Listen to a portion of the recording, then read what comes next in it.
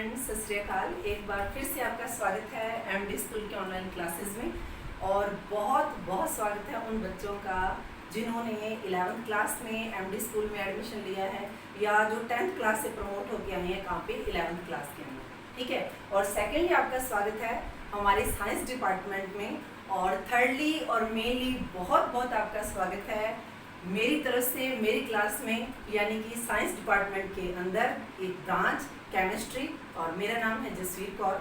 अपने स्टार्ट कर रहे हैं बेटे 11th क्लास में केमिस्ट्री का सिलेबस आज से कंटिन्यू, ठीक है। लेकिन उससे पहले मैं ये आपको बात कहना चाहूँगी कि अगर आपने साइंस सब्जेक्ट चूज़ किया है तो इट मीन्स आपके पास बहुत ज़्यादा ऑप्शन, चाहे आप गवर्नमेंट डिपार्टमेंट में जा रहे हो, चाहे आप कोई प्राइवेट सेक्टर के अंदर जा रहे हो, ठीक है। मतलब ऑप्शन ही ऑप्शन है, ठीक है। लेकिन उससे पहले एक बात देखो कि जैसे आपने चूज़ किया अगर साइंस को, तो साइंस के अंदर मेनली अपने पास दो ब्रांचेज आ जाती हैं। मेनली दो ब्रांचेज हैं। एक तो आपके पास आ जाता है मेडिकल और सेकंड आपके पास आ जाता है नॉन मेडिकल। अगर आपने मेडिकल सब्जेक्ट को चूज़ किया है तो उस कंडीशन में आपको पढ़ने पड़ते हैं फिजिक्स, सेकंड आपको पढ़ना पड़ता है केमिस्ट्री, और थर्ड जो सब्जेक्ट आपको करना पड़ता है या पढ़ना पड़ता है वो है आपका बायोलॉजी, ठीक है। और अगर आप चूज़ करते हो किसको, नॉन मेडिकल को, तो वापस से आपको पढ़नी पड़ती है फिजिक्स, वापस से आपको पढ़नी पड़ती है केमिस्ट्री। लेकिन जो थर्ड सब्जेक्ट है वो आपका चेंज हो जाता है, यानी कि बायो की जगह आपको पढ़ना पड़ता है मैथमेटिक्स, जिसको अपने शॉर्ट ही लिख देते हैं क्या, मैथ्स लिख देते हैं, ठीक है। मतलब कहने का ये कि चाहे आप मेडिकल डिपार्टमेंट में जा रहे हो, चाहे आप नॉन मेडिकल में जा रहे हो, दोनों ही कंडीशन के अंदर हमारी जो केमिस्ट्री है वो आपका पीछा नहीं छोड़ेगी, ठीक है। तो इसलिए जो केमिस्ट्री है, केमिस्ट्री को अपने स्टार्ट कर रहे हैं। और दूसरा, अगर मान लो इसका हिंदी में आपने जानना हो, जो फिजिक्स है, फिजिक्स को अपने हिंदी के अंदर बोलते हैं भौतिक विज्ञान, केमिस्ट्री को अपने बोलते हैं रसायन विज्ञान, और बायो जिसमें जीव विज्ञान और वनस्पति विज्ञान दोनों का क्या है, समावेश है। अगर नॉन मेडिकल की बात करें तो फिजिक्स यानी कि फिर से आपके पास क्या आ जाता है, भौतिक शास्त्र या भौतिक विज्ञान आ जाता है, केमिस्ट्री यानी कि रसायन शास्त्र या रसायन विज्ञान आ जाता है, और थर्ड आपके पास क्या आ जाता है, मैथ, जिसको आप जानते हो बहुत फेमस 10th क्लास में आपने पढ़ा हुआ है, क्या आ जाता है आपके पास, गणित आ जाता है, ठीक है। अपने स्टार्ट कर रहे हैं केमिस्ट्री को।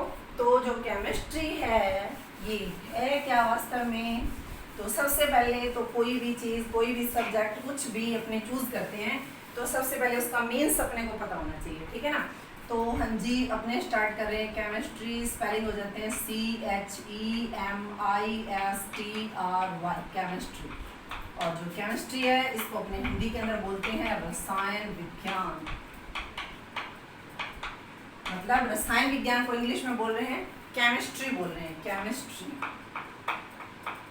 केमिस्ट्री। जो केमिस्ट्री है ये आया है कहाँ से, ये एक ग्रीक भाषा का शब्द था कीमिया, और कीमिया से आया कौन, केमिस्ट्री। क्या किया जाता था प्राचीन टाइम के अंदर, जो धातु होते थे, जैसे अपने पढ़ते हैं ना लोहा है या चांदी है अपने, ठीक है ना, तो ये सारी जो धातु हैं, धातुओं को कन्वर्ट किया जाता था, बदला जाता था किसके अंदर, गोल्ड के अंदर, सोने के अंदर, ठीक है। तो उस ब्रांच के लिए एक शब्द यूज किया जाता था, कौन सा, कीमिया। तो उस कीमिया से ही धीरे धीरे डेवलप हो गया कौन, केमिस्ट्री या रसायन विज्ञान। ये तो सबसे पहले हमारा जो सब्जेक्ट है वो कहाँ से आया, वो शब्द कहाँ से आया, उसके बारे में उन्होंने बात कर ली। अब देखो बेटे, जो रसायन है, रसायन के साथ में हमने यहाँ पे टर्म लिखी हुई है क्या, विज्ञान। विज्ञान हमने 10th तक ऑलरेडी पढ़ ली है या अपने पढ़ चुके हैं, लेकिन वापिस से अपने उसको रिवाइज करते हैं। तो देखो जो विज्ञान है, विज्ञान को अपने इंग्लिश में बोल देते हैं साइंस बोल देते हैं, है ना। तो जो विज्ञान है, विज्ञान का मतलब क्या हो जाता है अपने पास, कि जैसे अपने मान लो घर के अंदर अपने देखते हैं कि जैसे दूध है, दूध से अपने क्या बनाते हैं, दही बनाते हैं। तो उस कंडीशन के अंदर भी अपने पास एक थोड़ा प्रोसेस हो जाता है, एक प्रक्रिया हो जाती है। प्रक्रिया क्या है कि जैसे मान लो गर्मियों के अंदर अगर अपने को दूध से दही बनाना है तो उस कंडीशन के अंदर अपने दूध को क्या रखते हैं, नॉर्मल सा रखते हैं या ल्यूकवार्म रखते हैं या थोड़ा गुनगुना सा रखते हैं। लेकिन अगर अपने को सर्दियों में दही बनाना है दूध से, तो उस कंडीशन में अपने दूध को क्या करेंगे, गर्म करेंगे, ठीक है ना। गर्म करने के बाद फिर उसमें अपने जामन देंगे, यानी कि थोड़ा सा दही या कुछ खट्टा उसमें डालेंगे, फिर उसको 5-7 घंटे के लिए अपने स्टोर करेंगे, बिना हिलाए डुलाए उसको रखते हैं, और फिर कहीं जाके उससे क्या बन जाता है, दही बन जाता है। ठीक है ना। मतलब कहने का कि आपने दूध से, जो दूध था आपका, दूध से हमने क्या बनाया, दही बनाया, तो वहां पे जो हमने ये प्रक्रिया की है, इसमें हमने क्या किया, जो इस प्रोसेस के अंदर, इस प्रक्रिया के अंदर जो अलग अलग स्टेप यूज किए हैं, जो पद यूज किए हैं, अगर उसको हम क्रमबद्ध तरीके से क्या कर लें, सेट कर लें, कि सबसे पहले हमें क्या चाहिए, दूध चाहिए। ठीक है, वो अकॉर्डिंग टू हमारी एसेंशियली, यानी कि जितनी हमें आवश्यकता है दही की, उस हिसाब से हमने दूध ले लिया। ठीक है, फिर हमें क्या चाहिए, वहां पे कुछ खट्टापन चाहिए या जामन चाहिए। उसके बाद में उसको, हाँ भाई रखना है, रखने के लिए बॉटम चाहिए, कोई पैंदा चाहिए, और यानी कि बर्तन चाहिए, बर्तन के अंदर ही तो ये सारी प्रक्रिया होगी। तो ये जो सारी प्रोसेस है, जो सारी प्रक्रिया है, मतलब फैक्ट आपने जोड़ दिया आपस में, दूध लिया, जामन लगाया, फिर आगे जाके क्या बना, दही बना। तो मतलब तथ्यों के क्रमबद्ध ज्ञान को ही क्या बोला जाता है, विज्ञान कहा जाता है। तो सबसे पहले इस लेसन के अंदर, यानी कि केमिस्ट्री में अपने स्टार्ट कर रहे हैं आज से फर्स्ट चैप्टर, जो हमारा चैप्टर नंबर फर्स्ट है, पहला जो लेसन है, चैप्टर बोल दो चाहे लेसन बोल दो, चैप्टर नंबर फर्स्ट चैप्टर का नाम है हमारे पास रसायन विज्ञान की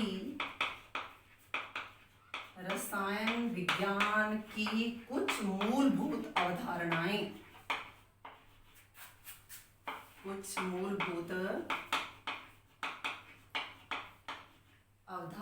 जिसको अपने इंग्लिश में बोल देंगे some fundamental concept of chemistry. English में लिखना चाहें तो अपने लिखेंगे some fundamental concept of chemistry, रसायन विज्ञान की कुछ मूलभूत अवधारणाएं। अच्छा, इससे भी पहले विज्ञान की डेफिनेशन मैं दोबारा बता दूंगी, कोई टेंशन नहीं है, लेकिन उससे भी पहले एक बात और, कि इस बार हम जो सिलेबस करेंगे वो हम करेंगे NCERT के अकॉर्डिंग। ठीक है ना, इस बार जो हमारा सिलेबस है वो है किसके अकॉर्डिंग, NCERT, इसके अकॉर्डिंग करेंगे, अपने राष्ट्रीय शैक्षिक अनुसंधान परिषद के द्वारा जो दिया गया है सिलेबस, उसके अकॉर्डिंग करेंगे। या इंग्लिश में अगर अपने बोले तो national council of educational research and training के अकॉर्डिंग करेंगे। जो भी हमारे सिलेबस के अंदर दिया हुआ मैटर, उसके अकॉर्डिंग अपने चलते हैं। तो वापस से बात करूंगी मैं किसकी, विज्ञान की। तो विज्ञान के लिए हमारे पास सबसे पहले जो डेफिनेशन आ जाती है, तो विज्ञान क्या है, विज्ञान है हमारे पास तथ्यों के क्रमबद्ध ज्ञान को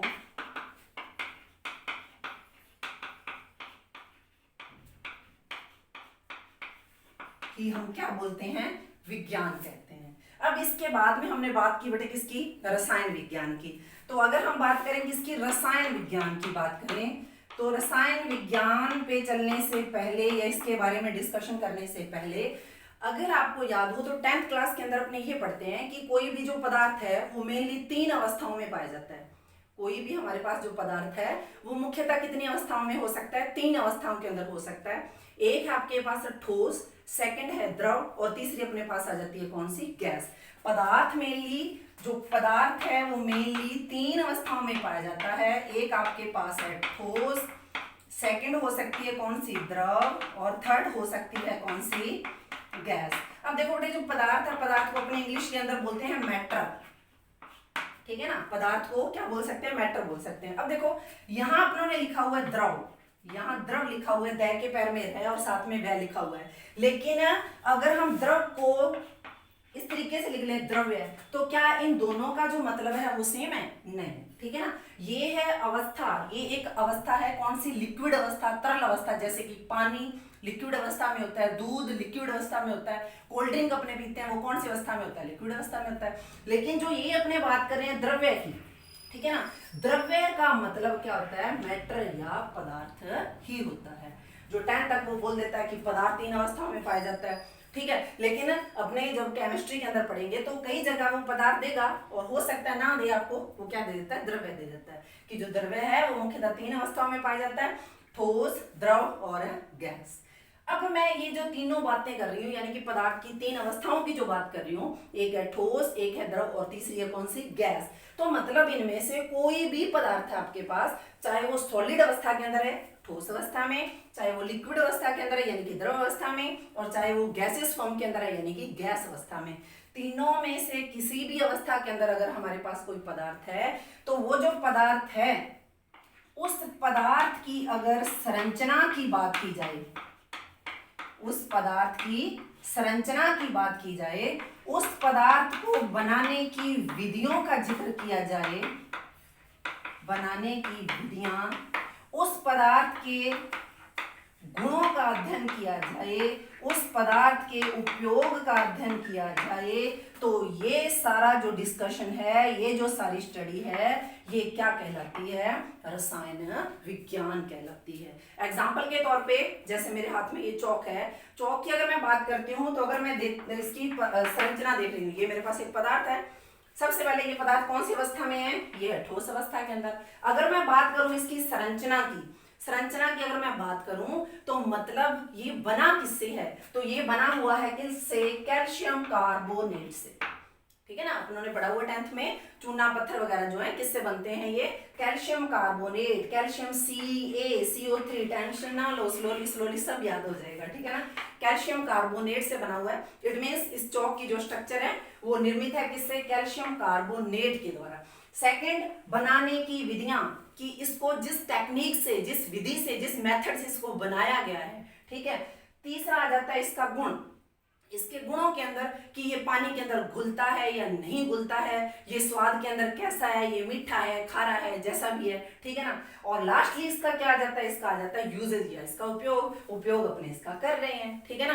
तो इसके अगर मान लो इसको बनाने से लेकर के इसका यूज करने तक जितनी भी बातों की स्टडी है, जितना भी अध्ययन है, वो सारा का सारा ही क्या कहलाता है बेटे? रसायन विज्ञान कहलाता है। तो अगर रसायन विज्ञान की अगर अपने परिभाषा लिखना चाहें तो अपने क्या कहेंगे कि विज्ञान की वह शाखा जिसमें पदार्थ की संरचना, उसको बनाने की विधियां, उसके गुणों और उसके उपयोगों का अध्ययन किया जाता है, वो क्या कहलाती है? रसायन विज्ञान कहलाती है। लेकिन अब देखो कि पदार्थ की संरचना भी हो गई, उसको बनाने की विधियां भी हो गई, उसके गुण भी हो गए, उसके उपयोग भी हो गए, तो मतलब कितना कुछ हो गया है ना, बहुत सारी चीजें हो गई। अब ऐसे तो मान लो घर में अपने, जैसे गर्मी है, गर्मियों में अपने फ्रिज का यूज कर रहे हैं, वाटर कूलर का यूज कर रहे हैं, तो उसको बनाया कैसे है, वो ठंडा कैसे हो रहा है, पंखा है तो पंखा चल कैसे रहा है, एसी से ठंड कैसे मिल रही है अपने को। इस तरीके के बहुत सारे क्वेश्चन हमारे दिमाग के अंदर क्या होते हैं? पुटअप होते हैं। ठीक है ना।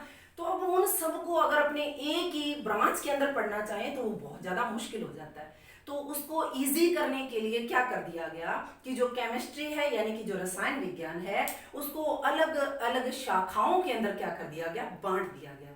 तो अगर आपको विज्ञान का पता चल गया, अगर आपको रसायन विज्ञान का पता चल गया, तो नेक्स्ट हमारे पास जो टॉपिक आ जाता है वो आ जाता है रसायन विज्ञान की शाखाएं। तो नेक्स्ट टॉपिक अपने लिखते हैं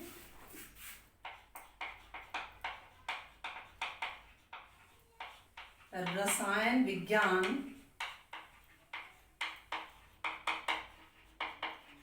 की शाखाएं या ब्रांचेस ऑफ केमिस्ट्री। तो रसायन विज्ञान की शाखाओं के अंदर देखो, फर्स्ट ऑफ ऑल हमारे पास आ जाता है भौतिक रसायन। भौतिक रसायन को इंग्लिश के अंदर बोला जाता है physical chemistry. Physical chemistry, chemistry को शॉर्टली लिखा जाता है CHEM से लिखा जाता है। ठीक है ना, फिजिकल केमिस्ट्री।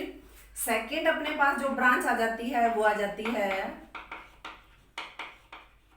कार्बनिक रसायन। और जो कार्बनिक रसायन है, कार्बनिक रसायन को बोला जाता है इंग्लिश के अंदर ऑर्गेनिक केमिस्ट्री। थर्ड अपने पास आ जाता है अकार्बनिक रसायन, और अकार्बनिक रसायन को बोला जाता है इनऑर्गेनिक केमिस्ट्री। फोर्थ आ जाता है अपने पास वैश्लेषिक रसायन, जिसको बोला जाता है एनालिटिकल या एनालिटिकल केमिस्ट्री। फिफ्थ आ जाता है हमारे पास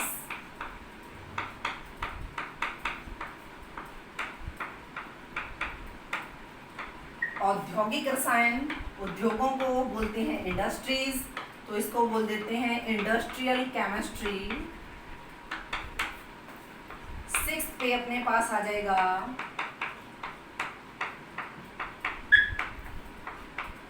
कृषि रसायन। कृषि को इंग्लिश में बोलते हैं एग्रीकल्चर, तो एग्रीकल्चरल केमिस्ट्री। फिर आ जाता है अपने पास लास्ट आ जाएगा आपका नाभिकीय रसायन।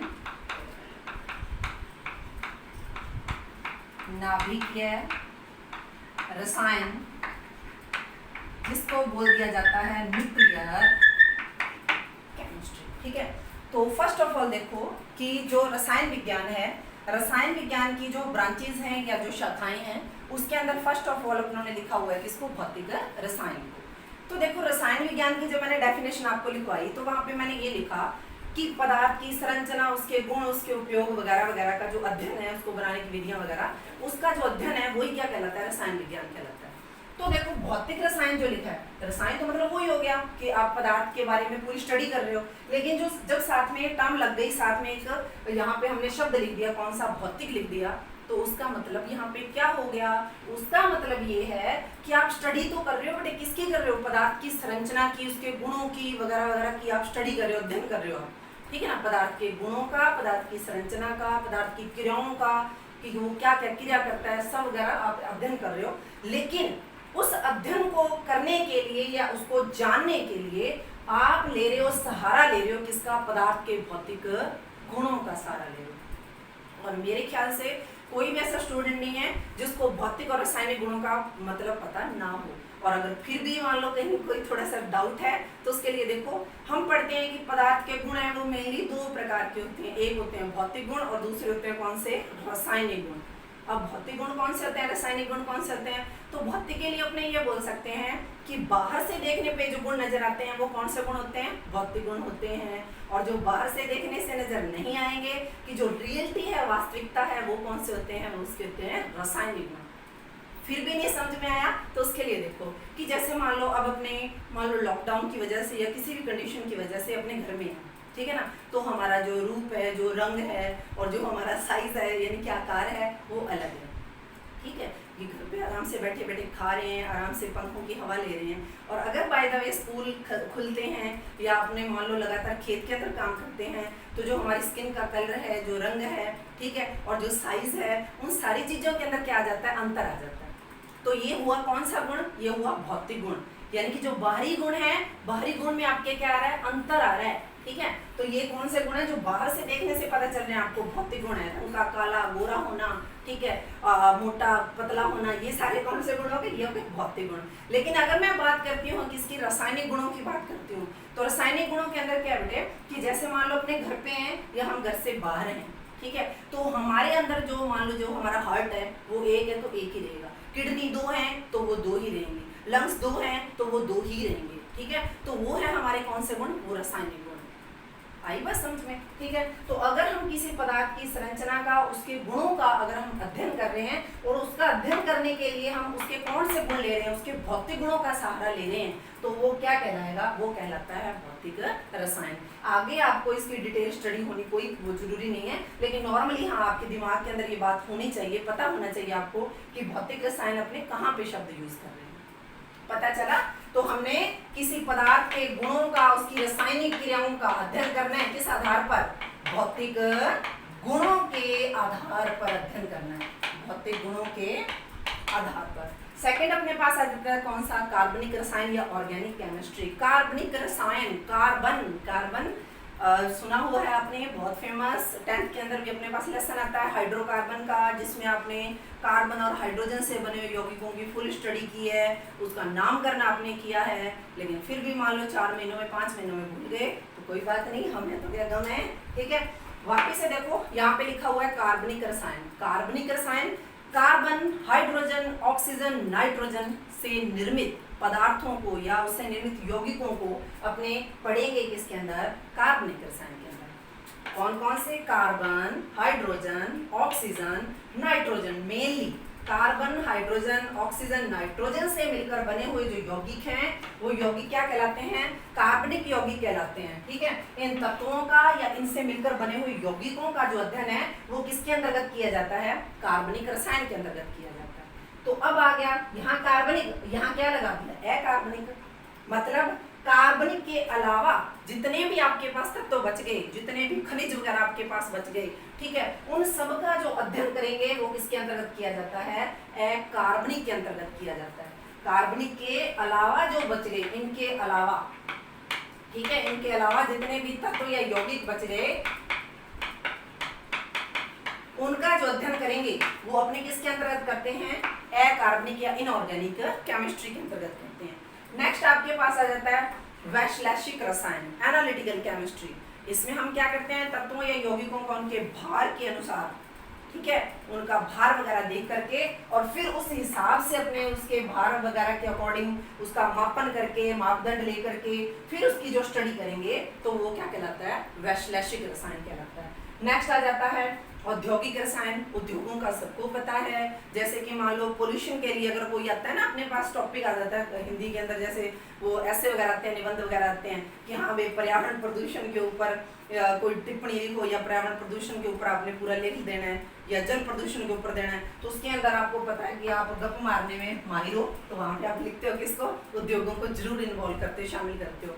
तो औद्योगिक रसायन में क्या होता है कि जैसे अपने को पता है बेटे कि अपने जैसे सुबह से स्टार्ट होते हैं, अगर मान लो सुबह से अपने बात करें तो सुबह जब अपने उठे, ठीक है, तो हमने ब्रश किया, ब्रश करने के लिए हमने जो टूथपेस्ट लिया या जो ब्रश लिया तो वो क्या है? वो उद्योगों से तो बन के आया हुआ है। ठीक है, हम नहा रहे हैं, साबुन का यूज कर रहे हैं, साबुन कहाँ बन रही है? फैक्ट्रीज में तो बन रही है, उद्योगों में बन रही है। ठीक है, हम चाय पी रहे हैं, जो चाय पत्ती है वो कहाँ से आ रही है? उद्योगों से तो आ रही है। मतलब हम जिंदगी के अंदर या मान लो पूरी दिनचर्या के अंदर जितनी भी चीजें इस्तेमाल करते हैं वो सारी की सारी मैन्युफैक्चर हुई है, कहाँ से बन के आ रही है? वो उद्योगों से बन के आ रही है। तो मनुष्य की आवश्यकता के लिए या मनुष्य की आवश्यकता को पूरा करने के लिए जितनी भी चीजों का निर्माण हो रहा है, तो उन चीजों को बनाने के लिए जिन क्रियाओं का वहाँ पे काम हो रहा है, जो काम वहाँ पे हो रहे हैं, काम धंधे चल रहे हैं, उन सब की जो स्टडी है वो कहाँ पे की जाती है? औद्योगिक रसायन के अंदर की जाती है। नेक्स्ट अपने पास आ जाता है जी कृषि रसायन। अब जैसे मान लो कि अपने खेत के अंदर कोई बाग वगैरह लगाते हैं, बाग बगीचा कुछ लगाते हैं, तो उसके लिए क्या है? लोग मिट्टी का जो सैंपल है उसको लेके जाते हैं टेस्ट करवाने के लिए, है ना, कि मिट्टी की पीएच कितनी है, मिट्टी खारी है या उसका मान लो क्षारीयता है, अम्लीयता है, जो भी उसका करैक्टर है, पानी ज़्यादा है, पानी कम है, जो भी उसको जांच करवानी हो तो उसके लिए क्या किया जाता है? मिट्टी का सैंपल लिया जाता है। तो मतलब मिट्टी की संरचना या मिट्टी का जो पीएच है या खेत के अंदर जो फसल बोएंगे तो उसके लिए जो बीज अपने इस्तेमाल कर रहे हैं उस बीज में वो सारे गुण हैं या नहीं जिससे हमें अच्छी फसल मिल सके, या उस बीज को लंबे समय तक हमने स्टोर करके रखना है। फिर हमने उस बीज को खेत के अंदर लगा दिया तो उसमें कौन सी हमने खाद का प्रयोग करना है, कौन कौन से वहाँ पे कीटनाशक डालने हैं। तो वो जो सारी स्टडी है, चाहे पशुपालन है, चाहे खेती बाड़ी है, चाहे दूध की बात हो रही है, तो वो सारी की सारी जो स्टडी है वो किसके अंतर्गत की जाती है? वो की जाती है कृषि रसायन के अंतर्गत। नेक्स्ट अपने पास आ जाता है नाभिकीय रसायन। नाभिकीय रसायन, अगर अपने ये कहें कि साइंस का अगर कहीं पे सदुपयोग हो रहा है, ठीक है, तो उसके साथ साथ कहीं ना कहीं पे इसका दुरुपयोग भी होता है। तो जैसे अपने ने पढ़ा हुआ है नाभिकीय विखंडन, नाभिकीय संलयन, या मान लो कि युद्ध वगैरह के अंदर जो परमाणु बम वगैरह या नॉर्मल जो बम वगैरह उनका यूज होता है, या दीपावली पे अपने जो पटाखे वगैरह लेके आते हैं उनका यूज करते हैं। जितने भी मतलब ये विस्फोटक सामग्री है उसका अगर अपने अध्ययन करें या अपने ये कहें कि वैज्ञानिक जिन क्रियाओं के द्वारा हमें नई नई चीजें, नए नए प्रोडक्ट दे रहे हैं, जो रॉकेट वगैरह लॉन्च होते हैं, जो उपग्रह वगैरह भेजते हैं, ठीक है ना, उन सारों की जितनी भी जो स्टडी है या वहां पे जो भी क्रियाएं यूज होती हैं तो उनका जो अध्ययन है वो किसके अंतर्गत किया जाता है? वो किया जाता है नाभिकीय रसायन के अंतर्गत। ठीक है ना, तो आज की क्लास में इतना ही। ये हमने नॉर्मल जो जानकारी थी चैप्टर नंबर 1 वापिस से फटाफट देखो कि चैप्टर नंबर जो फर्स्ट है उसका नाम मैंने आपको बताया कि नाम है उसका रसायन विज्ञान की कुछ मूलभूत अवधारणाएं। इंग्लिश में इसको बोलते हैं सम फंडामेंटल एस्पेक्ट या some fundamental concept of chemistry. हमारा सिलेबस चल रहा है किसके अकॉर्डिंग, एनसीईआरटी के अकॉर्डिंग, ठीक है। उसमें हमने सबसे पहले आज डिस्कशन किया किसके बारे में, साइंस की डेफिनेशन के बारे में या विज्ञान की परिभाषा के बारे में। तो विज्ञान की परिभाषा मैंने आपको क्या बताई, तथ्यों के क्रमबद्ध ज्ञान को ही क्या कहते हैं, विज्ञान कहते हैं। विज्ञान के जस्ट बाद में हमने बात की किसके बारे में, रसायन विज्ञान के बारे में। रसायन विज्ञान कोई भी पदार्थ है उसकी कोई भी अवस्था है, चाहे ठोस है, चाहे द्रव है, चाहे वो गैस अवस्था है, तीनों में से किसी भी अवस्था के अंदर हमारे पास जो पदार्थ है उस पदार्थ की संरचना का, उस पदार्थ के गुणों का, उस पदार्थ के उपयोग का, उसको बनाने की विधियों का जो सारा हम अध्ययन कर रहे हैं वो किसके अंतर्गत किया जाता है, वो किया जाता है रसायन विज्ञान के अंतर्गत। लेकिन रसायन विज्ञान को सरल बनाने के लिए, रसायन विज्ञान के अध्ययन को सरल बनाने के लिए उसको अलग अलग शाखाओं के अंदर क्या कर दिया गया है, बांट दिया गया है। आपको मेनली शाखाएं पता होना चाहिए, आगे आप जब पढ़ते हो जैसे जैसे वो अपने आप ही क्लियर होता जाता है। तो शाखाओं के अंदर अगर अपने बात करें, आपके पास रहता है भौतिक रसायन, कार्बनिक रसायन, अकार्बनिक रसायन, वैश्लेषिक रसायन, कृषि रसायन, औद्योगिक रसायन और क्या जाता है नाभिकीय रसायन। Thank you.